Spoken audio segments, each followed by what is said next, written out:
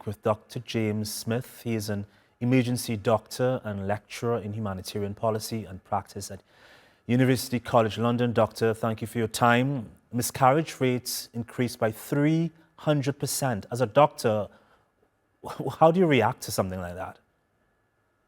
I mean, this report is frankly damning. It's another damning indictment of Israel's conduct, of its conduct in Gaza over the course of the last 15 plus months. Access to essential maternal and newborn care has not been spared. Israel's onslaught in Gaza. We know, as you have already mentioned, that the healthcare system in Gaza has been systematically targeted and, in many cases, outright destroyed.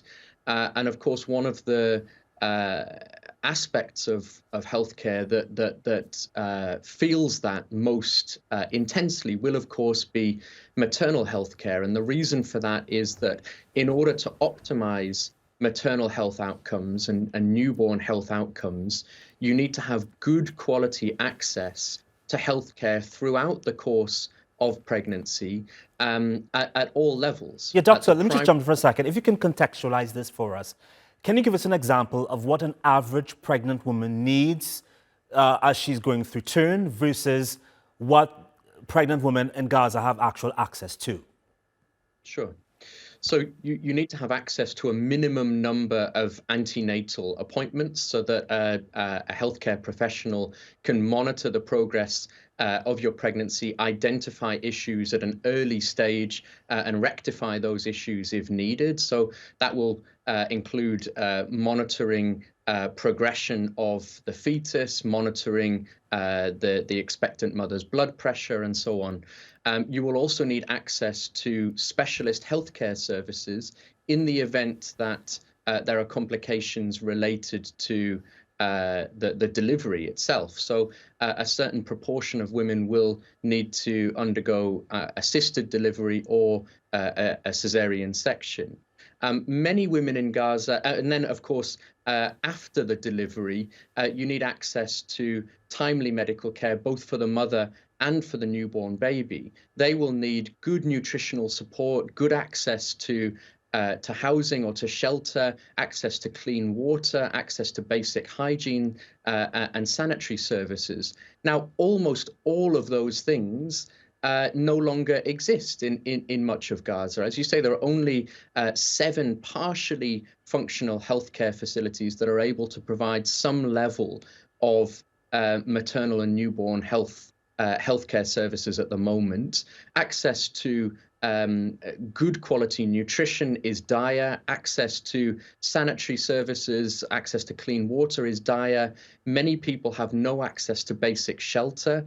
As you've reported, many people now moving back towards Gaza City and towards the north of Gaza to residential areas that have been completely destroyed. There is no comprehensive access to essential humanitarian services in many of these places at the moment. The situation is beyond catastrophic. Doctor, considering everything you just said there, take into account what the US President Donald Trump is recommending, that people in Gaza be allowed to go to Egypt, Lebanon, Albania, putting aside the fact that this is their land and they should not have to leave. Practically speaking, do you agree with his idea that they should go? No, of course not. I mean, what US President Donald Trump is referring to there is a bizarre form of effectively of ethnic cleansing. People do not want to leave Gaza. We have to appreciate as well that many people living in Gaza are themselves refugees. They are awaiting the right of return, which is codified and agreed at the level of the UN General Assembly. So we have Palestinian refugees in Gaza who are awaiting the opportunity to return to the homes from which they were displaced during the Nakba. And people, of course, as you rightly say, don't want to leave Gaza. It is their land. These are their homes, and they are returning now to rebuild what has been destroyed. There's absolutely no reason why people should be resettled in third countries. What is needed now is a massive uptick in political, financial, and material support for Palestinians living in Gaza, such that they are able to continue to live with some degree of dignity. All right, Dr. James Smith, appreciate speaking with you, sir. Thank you.